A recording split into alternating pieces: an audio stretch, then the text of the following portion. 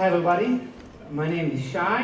I'm the CTO of a group called Hactics, which is an advanced security center of EY. In addition, I'm a security blogger, researcher, and analyst. I typically deal with security hacking tool conversions, security product conversions, classification of EU web hacking vectors, and so on and so on. And I'm here to discuss a couple of front-end mistakes, specifically client-side front-end mistakes. You can really mess up your application. It can make it susceptible to hacking. It can make you, as a consumer, susceptible to hacking. And I'm also here to discuss a couple of methods that can help you avoid those pitfalls, to avoid those mistakes. Now, in the past, we used to teach developers that the only location they should implement security is in the server side. And we really believed that. And the reason we said that to developers is because we didn't believe that the security code which is implemented is the client side can actually protect the server in any way. We knew that it could be easily bypassed in numerous methods, and therefore any code in the client side wouldn't really protect the server. However, as technologies advanced and developers started making more and more use in platforms like, or components just like jQuery, Angular, JavaScript, and started doing things like parsing the URL from JavaScript, accessing browser attributes from JavaScript, using databases in the client side, in the browsers, what we know as WebSQL, HSQLDB, or whichever method or database that you use in the client side. All those behaviors started making the JavaScript actually process data. And by processing data and interacting with the user directly, not necessarily with any relation to the server side, that made our client-side front-end code, the JavaScript, vulnerable to many attacks that were once only relevant for the server side. Attacks such as DOM cross-site scripting or DOM SQL injection, or a number of other attacks we're going to discuss today, started affecting the client side just as much as they affected the server side. Okay? So instead of just describing those attacks verbally, I want to show you a short demonstration that would really emphasize. Let's see if I manage to get there. Really emphasize what it is I'm referring when I'm saying front-end client-side attacks. Okay? So the video you'll be seeing in a second, it's actually an investigation of a real hacking scenario. It's an attack called clickjacking. So there was somebody in Facebook that posted a video that said that he's taking his girlfriend's t-shirt off in a ball game or whatever. And then when you clicked on the link, you saw an image that said that if you're not 16 years old, you shouldn't click on the image, which caused that 3-year-old child or so to repeatedly kick the keyboard, obviously. So what you see right now is that the security consultant investigating these incidents is starting to scrape off presentation layers to show you what actually is behind the image. And the more he scrapes off presentation layers, you start to see that there's something which is hidden behind the image. Okay? You see in the upper right corner? And that something is actually an iframe which is centered on a button. And when you move your mouse cursor over the image, the button kind of follows you because the hacker changes the XY of the iframe behind. So whenever you click the image to press play, you're actually clicking some button. Now in this example, it's typically doing likes for you, but it could have pressed on any other type of button, like delete my account, or transfer money, or anything else that does something malicious to an account you're currently authenticated to. So that's a very common attack these days. You're probably being attacked by it on a regular basis, to be honest. Let's just get back to the presentation. So that's one of the attacks we're going to describe. Attacks that the front-end developer is really the responsible entity to prevent them. He is able to prevent them using secure coding or secure configuration or other best practices, but if he's not avoiding them, he's making all of his users susceptible to them. Now, clickjacking is just one example. We're going to discuss a couple of different categories of attacks that the front-end developer is responsible for. We're going to talk about some old-school stuff, nothing really sophisticated, things that really existed they exist since the internet began, issues that are still there, caching and what have you. We're going to discuss some issues which are related to recent technologies that we as developers started using. We're going to talk about some silly mistakes that you really to be drunk to make, but people still typically do make them, okay? But let's start with the old school stuff. Those are typically security flaws that exist because either the developer doesn't really understand how the browser works or ignores them because he's lazy or whatever. The first one, and probably the most common one, is information being disclosed in the history bar, okay?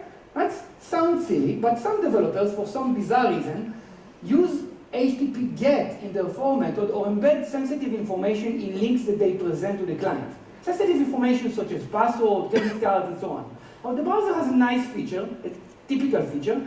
He stores the URL of anything that you click or of any form that you submit. As long as the URL includes parameters, those parameters are stored in the history repository of the browser as well. So if you go to a typical internet coffee shop and you get to the history bar and just click it and start scrolling down, sometimes you see funny things like credit card equals or user equals password equals, especially if you come after somebody who uses an application which is messed up. But that's not the most scary repository. The most scary repository, in my opinion at least, is the Autocomplete repository, which is not what you're accustomed to viewing Autocomplete as. You're accustomed to viewing Autocomplete as the feature that asks you whether or not to save your password. That's not the feature I'm talking about. I'm talking about the autocomplete for all the rest of the fields. So the autocomplete repository stores all the information that you enter in an input text box or a text area forever. So if the developer did not disable the autocomplete feature, which is active by default, credit cards, usernames, expiration dates, or any type of sensitive information will be stored by the browser. But so in the past, I used to say, hey, if somebody gets to your computer because he climbed the window and broke into your bumper, then he will be able to see your credit card. No, not these days. These days, you can actually hide that text box which has the autocomplete feature behind an image. When a user will click on the image, you'll actually click on the text box. So there will be a menu opening up with all the credit cards or whatever information is in that text box. The second click that you will press will select a credit card or any other sensitive value, and then the attacker needs to convince you to do a drag and drop. You can do that by presenting a puzzle, you have to drag and drop or so on and so on. And so what you'll be doing is actually dragging and dropping text boxes or forms or HTML pages to another web page that the attacker controls, which will lead to you exposing your sensitive information, credit cards or whatever, to the attacker. But anytime you see a puzzle game online in its JavaScript, think twice, okay? You may be experiencing just an attack like this, trying to steal content from your autocomplete repository. The third repository is the caching repository, which is very useful for performance. However, developers tend to use it whether knowingly or unknowingly on dynamic content. And dynamic content, as you well know, includes sensitive user information. Your bank account details, credentials, or whatever. So storing those pieces of information in any station will allow other people that gained access to that station to view this information. So all those things are really old school. They've been existing since '95 or whatever. There are features built in the browser. It's nothing new. Let's talk about a couple of new things, okay? Things that you're getting attacked on every time you watch Game of Thrones online, okay? Or anytime you go to see other type of videos online, okay? Specifically clickjacking. I want to describe a simple example of clickjacking, but I want to focus on another very nice example, which is called keyjacking, okay? Now, keyjacking is another kind of enhancement to the attack of clickjacking, and what it does, in certain browsers, you get an option where you download the file. Any server can download the file for you, but it won't really save the file unless you confirm, save, or run, or whatever. However, in some browsers, typically IE browsers, there's key shortcuts for the run, save, and cancel. You can click R for run, S for save, or C for cancel, which is a nice feature which hackers abuse. They abuse it by hiding the pop-up of the file save with a captcha. And one of the characters in the captcha is the character R. Have you pressed R in a captcha lately? Did you? Really? You never viewed Game of Thrones online, and you never saw those captchas that tell you to prove whether or not you're human or not, right? So if you answered one of these captchas, you're probably a bot right now in some bot network anyway, so no need to worry about that anymore. So in addition to all those clickjacking incidents, there's really attacks that focus on JavaScript parsing content. One of those attacks is the DOM XSS attack. Now, I don't have all the time in the world to explain what XSS is for those of you who are not aware of it, so I'm going to run really quickly on the basis. Cross-site scripting is generally an attack in which the attacker uses a flow in a website, in a specific page in the website, to bypass the whole browser security mechanism, to cause the browser to execute attacker-controlled JavaScript on the browser of the user on a specific website the attacker wants to hijack the user account from, okay? So the way it works, the attacker identifies a page in the server, in the actual application, which has a mirror behavior. It gets input and reflects it back in the output, okay? So it crafts a link to that specific mirror page, and that mirror page gets input and reflects it in the output. But instead of sending input, it sends a script. So anytime the web page is access to the attacker link, it gets a script that the attacker entered in the URL and returns the script, okay? So the way to use this attack is to create the link to the vulnerable page in the application, convince somebody else to click that link by presenting a commercial, sending him an email that promises whatever, or redirecting the user to that link from an attacker-controlled website, okay?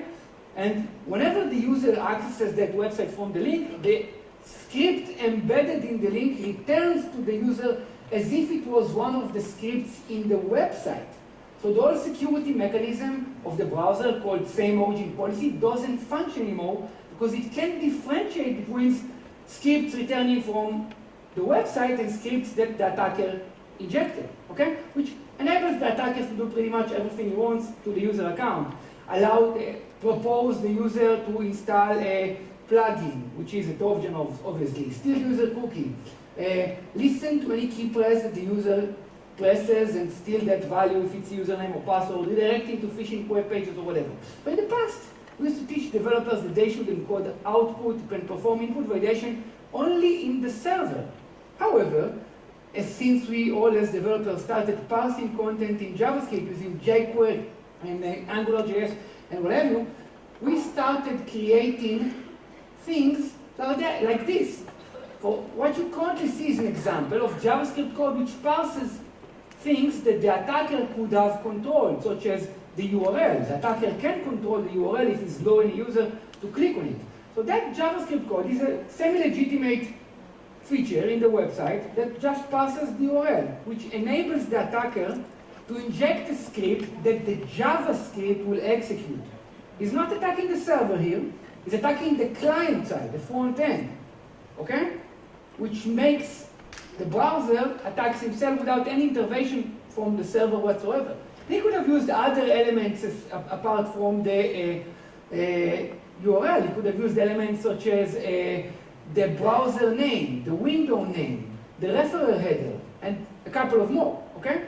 So all those elements really make the attacker able, A, to bypass many security signatures in different products because he's able to use the DOM to deliver his attack payloads, and B, attack the user without the payloads even getting to the server. So the server is not even aware that his user has been attacked, okay? So obviously that means that as front-end developers, we should start doing things that we're not accustomed to, like validating the input in the client side, although it's not protecting the server side, it still protects the user. Or encoding output that originated from a user-controlled value, like the window name or a text box or whatever. You have to encode that because even though the server may encode that, JavaScript attacking JavaScript doesn't get to the server. Okay? Now, attackers can even escalate those attacks further. They can use those attacks to hack into the client-side database, which many of us now use to enhance performance. So obviously, as part of the whole movement to enhance user experience, we started integrating features like HTML5, jQuery, caching, and among other things, WebSQL databases. Now, WebSQL databases generally allow us as developers to store sensitive or non-sensitive, but typically sensitive user information in the user browser as long as you don't have to refresh the user browser anymore. Now, that allows an attacker to send a cross-site scripting payload, as I mentioned earlier, and use it to affect the SQL created in the JavaScript, which is something that we now do. Now in the past, I mean, not in the past, even in the present, we used SQL injection payloads to attack the server, to do things like quote, drop, database, master, minus, minus, all those fun payloads. But in the client side, there's no real point in deleting the client-side database, but there is a lot of point in trying to get more data that we're not supposed to get as an attacker from the client-side database. Credentials, private user account, messages, or whatever, okay? And all those things exist because we as front-end developers do not prevent them. Because we were taught that security is the responsibility of the server side, and that whatever we do in the front-end doesn't really matter anyway. Not today. Not due to recent technology advancements or developer behavior. Now, obviously, apart from old school stuff and some technical stuff, which I can go on ranting more and more about, there's some silly stuff, things that we do which we are not aware of the implication of. Now, some of these things is giving the user increased control over the application, as in this example. Some of you who will take a closer look will probably think that what I'm showing right now is far-fetched. What I'm showing right now is a form in which the user sends a couple of parameters to the servers. One of those parameters is the price, okay? Imagine that, you're going to the supermarket and then you get your sum that you need to pay, then tell the girl in the counter or whatever, no, it costs $5 or $2 or whatever you want to pay instead, okay? So that's the equivalent of that in the web world. So it seems far-fetched to most people that use such a form, so I decided I'll get something recent for you. So that's from 4th of June, like 4 days ago, from a very respectable website online that allows you to hire cars, okay, to rent cars online, abroad, okay, nothing cheap. So in this case, you see that there's I intentionally hide even the website, obviously, for logical purposes. People you want hire cars or rent cars abroad right now. So what you see is that the GUI allows you to choose which car you want, and you can choose whether or not it's GPS, and you can see a visual representation of the price. But when you click rent, that's what's sent from the client to the server. The clients send to the server the currency, that's the currency there, the total amount, and how it's calculated, okay? Kind of fun if you know how to intercept that and change that, okay? Think like getting a whole dream vacation in 0 or 5 or whichever price you want to pay, okay? By the way, I know this website for quite a while, and I've told the security manager what he has, and he's been lazy to fix that. So I've been having fun with it for, I don't know, a year or so. In the latest version, the previous version, before this one, they actually had a field called discount, which had a value from 0 to 100. So Douglas here is trying to fix the operating systems and the internet and whatever. I'm not sure we can fix humans. That's a human flaw, obviously. And the whole point in all those attacks is that in the past we could have ignored our responsibility to check, validate, and figure out whether or not people are trying to do something bad to our applications or our users. As of today, and of the recent technology advancements, we can't leave that out anymore. We have to be aware of those attacks. So I have a couple of recommendations for you, things to do. A, it's not written here, it's probably written in one of the previous presentations. Write that down if you want to secure your application. Access DOM XSS Wiki. DOM XSS Wiki. The reason it's important to access it right now is because it's on Google Code, which is going offline in 2 months, okay? And as far as I know, there's no backup. So DOM XSS Wiki enables you to see all the relevant locations that you need to track, validate, encode, whatever, to protect your clients from all those DOM-based attacks, okay? Pretty useful for a developer that cares about security. In addition, to input validation, output encoding, which is all you obviously have to do in JavaScript these days. You have to prevent attacks such as URL redressing, which is typically clickjacking, all of those attacks. We can prevent those using specific security headers like X-frame options or other similar headers, okay? Disabling other elements such as caching, autocomplete, history, pretty straightforward. Use post, disable autocomplete, use autocomplete equals off in all the relevant input tags. Use caching, but only for files that are not dynamic and don't include user-specific sensitive content, and so on and so on. And finally, be aware of course policies like, giving everybody access to your website by defining a course policy of star or whatever, okay? Finally, don't make silly mistakes like sending the price from the client side or an admin flag saying is admin true or stuff like that you see online. If you haven't seen that online, you should really take it to. And that's pretty much it.